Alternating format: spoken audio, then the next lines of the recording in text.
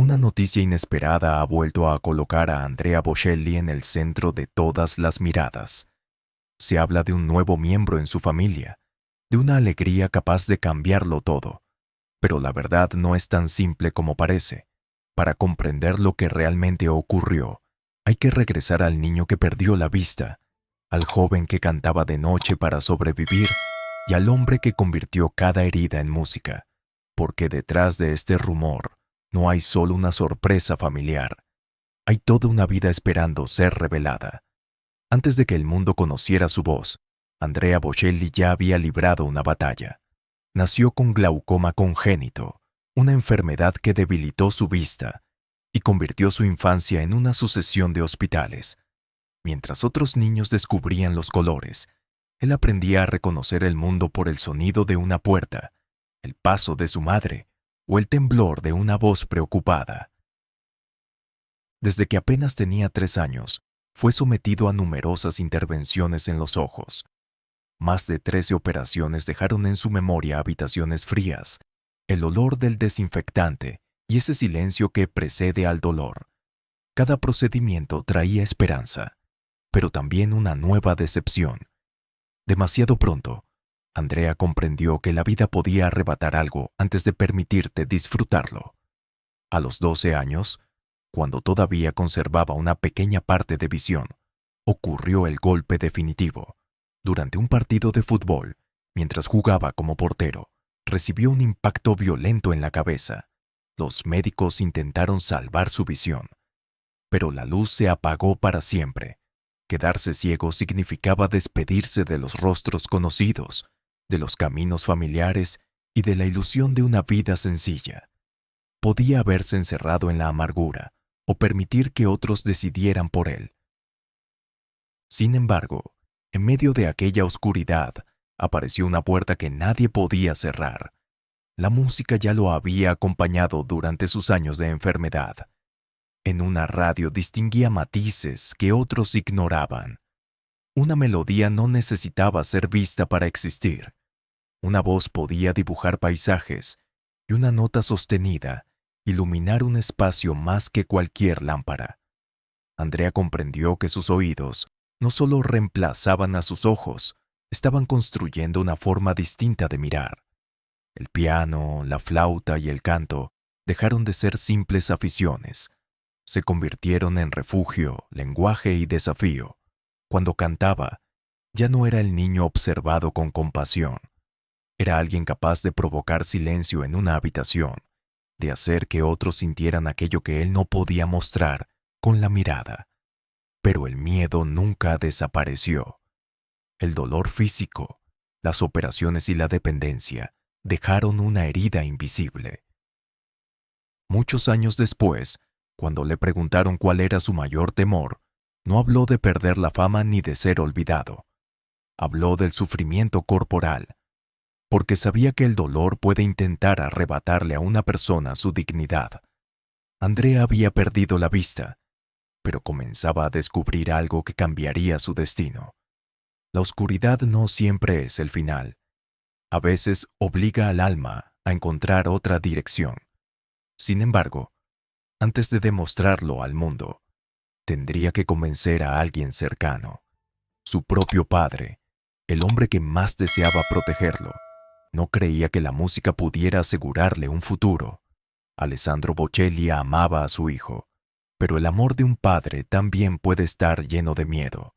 No dudaba de la sensibilidad de Andrea ni de su talento. Dudaba de algo más cruel, que el mundo estuviera dispuesto a darle una oportunidad a un joven ciego que soñaba con vivir de su voz. Por eso insistió en que estudiara derecho. Quería ofrecerle una profesión segura, algo que no dependiera del aplauso ni de la compasión. Andrea aceptó, no porque hubiera renunciado a la música, sino porque comprendía la angustia de aquel hombre que temía dejar a su hijo desprotegido frente al futuro. Durante un tiempo trabajó como abogado defensor de oficio. De día, su vida transcurría entre expedientes, tribunales y palabras medidas. De noche, todo cambiaba.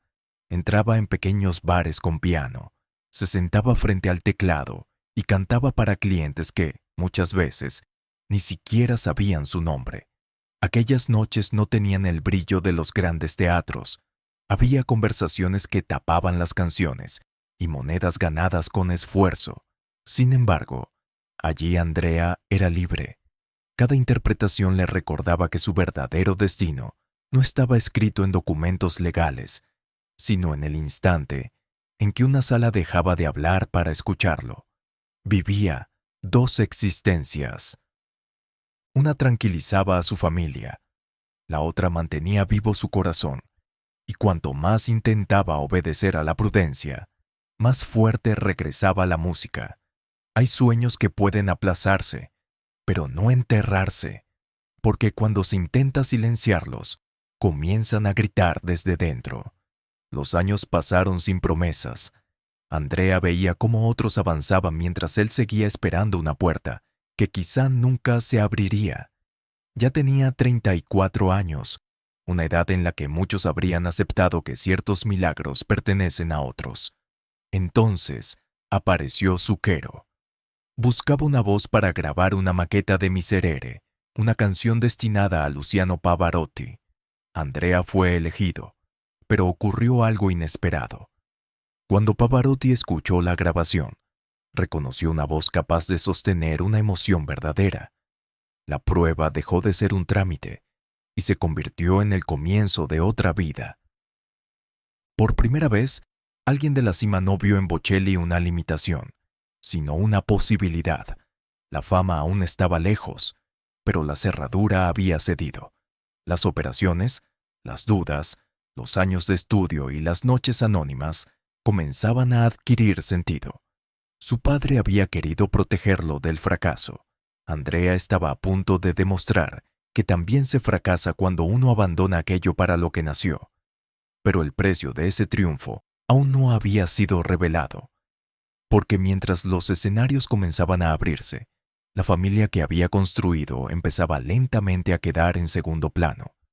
Antes de los grandes teatros, hubo una mujer que conoció a Andrea Bocelli cuando cantaba en pequeños bares. Enrica Sensati no se enamoró de una celebridad, sino de un hombre con oscuridad en los ojos y una esperanza en la voz. Se casaron en 1992. Después, nacieron Amos y Mateo, y durante un tiempo la vida pareció encontrar equilibrio. Andrea tenía una familia y 2 hijos que daban sentido a cada sacrificio. Pero cuando el éxito llegó, no entró en silencio. Irrumpió con aeropuertos, hoteles y conciertos que comenzaron a ocuparlo todo. Después de 1994, su nombre dejó de pertenecer únicamente a su hogar. Cada triunfo exigía un viaje. Cada viaje robaba una cena, un cumpleaños o una conversación pendiente. La fama ofrecía al mundo al hombre que Enrica había conocido primero, pero lo hacía cada vez más difícil de encontrar dentro de casa. Las grietas no aparecieron de golpe. Se formaron en las ausencias repetidas, en las maletas siempre abiertas y en promesas de volver pronto que el calendario terminaba rompiendo. No hizo falta una gran traición. A veces, una relación se apaga cuando 2 personas siguen queriéndose, pero ya no consiguen vivir al mismo ritmo. Andrea conquistaba escenarios, mientras su vida privada comenzaba a desmoronarse lejos de las cámaras. El público veía una carrera en ascenso. En casa, Enrica y sus hijos aprendían a convivir con la presencia intermitente de un hombre al que millones reclamaban. En 2002, después de 10 años de matrimonio, la separación se volvió definitiva. Para Bocelli fue una derrota que ningún aplauso podía ocultar. Había demostrado que un hombre ciego podía llegar a la cima, pero también descubría que el éxito no devuelve el tiempo perdido, ni repara una familia herida. Sin embargo, el final no se convirtió en una guerra. Enrica eligió una vida discreta en Forte dei Marmi, cerca de Andrea.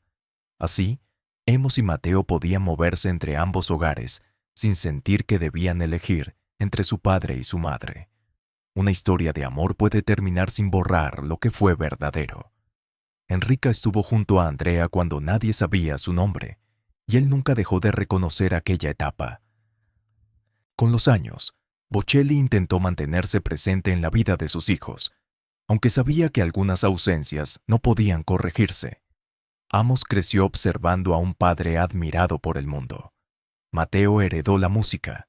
Ambos conocieron al artista, pero también al hombre que había pagado parte de su sueño con tiempo familiar.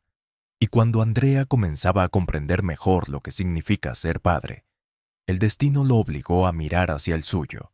Una noticia llegada desde un hospital de Pisa convertiría un día de honor en una despedida y dejaría en su corazón palabras que ya nunca podrían ser pronunciadas. El 30 de abril de 2000, Andrea Bocelli recibió una noticia capaz de detener cualquier escenario.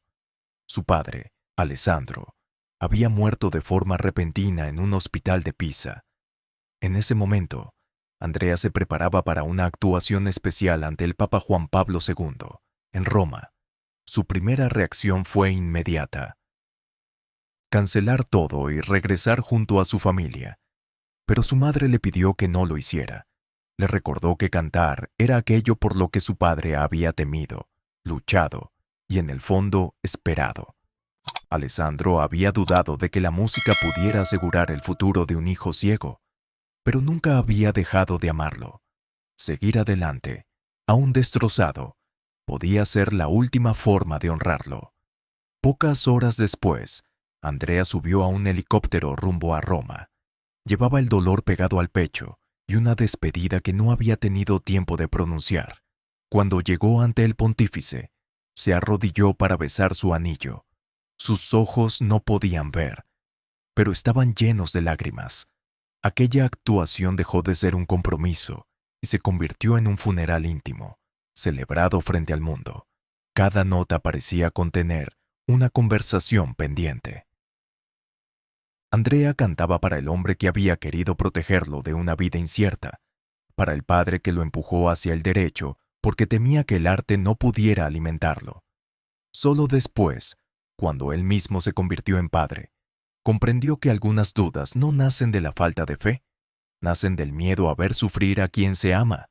Sin embargo, todavía le quedaba una presencia capaz de sostenerlo. Su madre, Eddie, había defendido su vida incluso antes de que él naciera. Cuando los médicos le advirtieron que el niño podía llegar al mundo con una discapacidad, ella rechazó la idea de interrumpir el embarazo. No eligió un destino fácil, eligió a su hijo. Fue también Eddie quien descubrió que Andrea reaccionaba de una manera especial a la música. En los días de hospital, mientras otros solo veían enfermedad, ella vio sensibilidad. Lo animó a aprender, a escuchar, a no aceptar que la oscuridad definiera por completo su existencia. En mayo de 2022, después de una larga enfermedad, Eddie murió. Con ella desapareció la mujer que había creído en Andrea. Antes de que él pudiera creer en sí mismo, la pérdida no fue únicamente la de una madre, fue la caída del último refugio de su infancia. Bocelli había despedido a su padre con una canción y a su madre con una gratitud imposible de medir. Pensó que la familia, a partir de entonces, solo podría hablarle desde los recuerdos, pero el destino estaba preparando algo distinto. Una nueva vida acababa de llegar a su casa. Y aunque muchos creyeron conocer la verdad, casi todos se equivocaron sobre quién era realmente ese nuevo miembro. Durante días, una noticia recorrió medios y redes con la velocidad de todo aquello que parece demasiado emocionante para ser comprobado. Andrea Bocelli y su esposa, según se repetía, habrían recibido a un nuevo hijo. Sí, la imagen alimentaba la curiosidad. Un hombre marcado por la pérdida y, de pronto, una nueva vida llegando cuando nadie la esperaba. Pero detrás de aquella versión faltaba una palabra decisiva. No era un hijo, eran sus nietos. El propio Bocelli aclaró que Amos, su hijo mayor, acababa de convertirse en padre de gemelos. Andrea no había ampliado su familia como algunos titulares insinuaban. Había entrado en una etapa distinta. El niño al que una vez protegieron de un mundo incierto, ahora era abuelo y podía recibir el comienzo de otra generación. La familia directa del tenor seguía formada por sus 3 hijos: Amos y Mateo, nacidos de su matrimonio con Enrica Sensati, y Virginia, hija de su esposa actual. La alegría era real, pero la historia había sido deformada. Bastó borrar el nombre de Amos y cambiar la relación entre los protagonistas para transformar la llegada de 2 nietos en el supuesto nacimiento de otro hijo. Así funciona a veces la maquinaria de la celebridad. Una verdad incompleta puede resultar más atractiva que una verdad exacta. Los titulares no necesitan mentir por completo. Les basta con mover una pieza para que el público imagine el resto. Y cuando el protagonista es Andrea Bocelli, cualquier rumor encuentra terreno fértil. Sin embargo, el significado verdadero era más poderoso que la ficción. Amos había conocido a un padre dividido entre aeropuertos, conciertos y responsabilidades familiares. Ahora, al convertirse él en padre, comenzaba a comprender el peso de cuidar a alguien, el miedo de equivocarse y la necesidad de estar presente. Para Andrea, aquella noticia cerraba un círculo invisible. Su propio padre había dudado de que pudiera vivir de la música. Él aprendió que el éxito no compensa todas las ausencias. Ahora contemplaba a su hijo, dando un paso que obliga a mirar el pasado de otra manera. Los gemelos no llegaban para borrar las pérdidas de Alessandro o de Eddie. Ninguna vida nueva reemplaza a quienes se fueron, pero traían una esperanza distinta, la certeza de que la historia familiar continuaba más allá del dolor. Andrea Bocelli no volvía a ser padre, se convertía en abuelo, y quizá esa verdad, menos escandalosa que el rumor, era mucho más conmovedora. Después de cantar para millones, el hombre detrás de la voz recibía un papel que no dependía del aplauso. Aún así, la paz del hogar no podía borrar otra herida. Mientras su familia celebraba una nueva generación, una parte del mundo musical seguía negándole el lugar por el que había luchado toda su vida. Andrea Bocelli llenaba teatros, vendía millones de discos y cruzaba fronteras que pocos cantantes clásicos habían atravesado. Para el público, su voz era una puerta hacia la emoción. Pero para una parte de la crítica operística, aquel éxito nunca fue suficiente. En 1999, durante su presentación en un escenario de ópera en Estados Unidos, llegaron algunos de los ataques más duros de su carrera. Se habló de una voz débil, de notas agudas temblorosas y de una técnica incapaz de sostener el repertorio. Las palabras no cuestionaban solo una actuación, parecían negar su derecho a ocupar aquel lugar. Durante años, Bocelli fue encerrado en una etiqueta incómoda, la de cantante de pop lírico, demasiado popular para los puristas y demasiado clásico para pertenecer por completo al mundo comercial.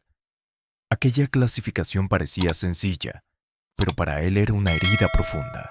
Había dedicado su vida a la música clásica, había estudiado y soportado sacrificios, y aún así algunos seguían viéndolo como un visitante. La paradoja era cruel. Cuanto más lo amaba el público, más sospechaban de él ciertos especialistas. Sus conciertos emocionaban a multitudes, pero algunas críticas reducían todo a carencias técnicas, como si la música solo pudiera medirse con reglas, y no por la huella que deja en quien escucha. Bocelli no era un tenor construido únicamente para los salones académicos. Su voz llevaba la fragilidad de un niño de hospital, la disciplina de un joven abogado, la nostalgia de un matrimonio perdido y el dolor de haber cantado pocas horas después de la muerte de su padre. Tal vez por eso millones de personas no buscaban perfección al escucharlo. Buscaban verdad. Para un artista, ser admirado no elimina la necesidad de ser respetado. Cada comentario cruel tocaba el mismo punto sensible que lo acompañaba desde la infancia, el temor de no ser suficiente. Primero fue su cuerpo, después su futuro, más tarde su lugar en la música. Andrea había pasado la vida demostrando que podía estar allí. Sin embargo, ninguna crítica podía explicar lo que ocurría cuando una sala guardaba silencio ante su voz. Los expertos podían discutir su técnica, pero no borrar la emoción de quienes encontraban consuelo en ella. Ese era quizá su triunfo más incómodo.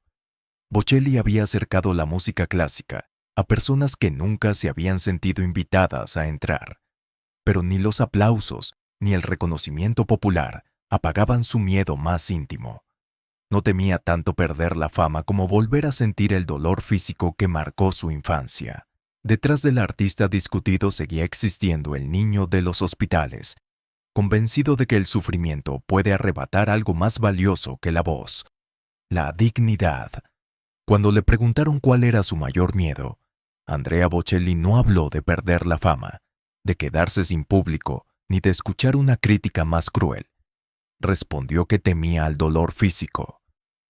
Detrás de aquella confesión seguía viviendo el niño, que había conocido demasiado pronto las agujas, las vendas, las habitaciones frías y la espera interminable de un diagnóstico. Más de 13 operaciones en los ojos marcaron su infancia. Cada intervención prometía conservar una parte de la luz, pero también lo enfrentaba a la fragilidad del cuerpo. Bocelli aprendió que el dolor no siempre se limita a una herida. Puede reducir a una persona a la dependencia, obligarla a pedir ayuda y hacerle sentir que pierde el control sobre sí misma. Por eso, para él, la dignidad nunca fue una palabra abstracta. Era poder decidir, continuar, sostenerse incluso cuando otros lo observaban con compasión. La ceguera le quitó la visión, pero no la voluntad. La pobreza retrasó su sueño, pero no lo enterró. La separación de Enrica rompió su primer hogar, pero no destruyó el vínculo con sus hijos. Después, llegaron pérdidas aún más profundas. Su padre murió dejando conversaciones pendientes. Su madre, la mujer que defendió su vida antes de que naciera, desapareció después de una larga enfermedad. Y mientras intentaba reconstruirse, una parte de la crítica seguía recordándole que, para algunos, jamás sería un tenor completo. Andrea pudo haberse convertido en un hombre amargado. Tenía razones suficientes para desconfiar de la vida. Sin embargo, hizo algo más difícil. Transformó cada herida en una forma de cantar. Por eso su voz no suena únicamente a técnica. En ella están el niño del hospital, el joven que tocaba el piano por unas monedas, el esposo que vio deshacerse su matrimonio y el hijo que cantó con el corazón roto pocas horas después de perder a su padre. Ahora, la llegada de los gemelos de Amos abre otro círculo. Bocelli ya no es solo el hijo que necesitó protección, ni el padre que luchó por equilibrar escenarios y familia. Eric es un abuelo que observa cómo la historia continúa en dos nuevas vidas. Esos niños no borrarán ninguna ausencia. No reemplazarán a Alessandro, a Eddie ni los años perdidos, pero representan algo que el dolor nunca pudo detener: la continuidad, la prueba de que una familia puede atravesar rupturas, silencios y despedidas, y aún así encontrar una razón para comenzar de nuevo. Andrea Bocelli no venció la oscuridad recuperando la vista. La venció cuando consiguió que millones de personas vieran, a través de su voz, todo aquello que él había aprendido a sentir sin ojos. Y quizá esa sea su verdadera herencia, no una carrera perfecta, sino una vida que se negó a perder la dignidad. Andrea Bocelli no recibió un nuevo hijo, sino una nueva etapa. La llegada de los gemelos de Amos lo convirtió en abuelo y cerró un círculo que comenzó mucho antes, cuando él mismo era un niño luchando contra la oscuridad. Después de perder la vista, a sus padres, su primer hogar y parte del reconocimiento que buscaba, comprendió que la verdadera victoria no consiste en evitar el dolor, sino en no permitir que el dolor decida quién eres. Su voz sigue siendo la prueba de que incluso la noche más profunda puede aprender a cantar.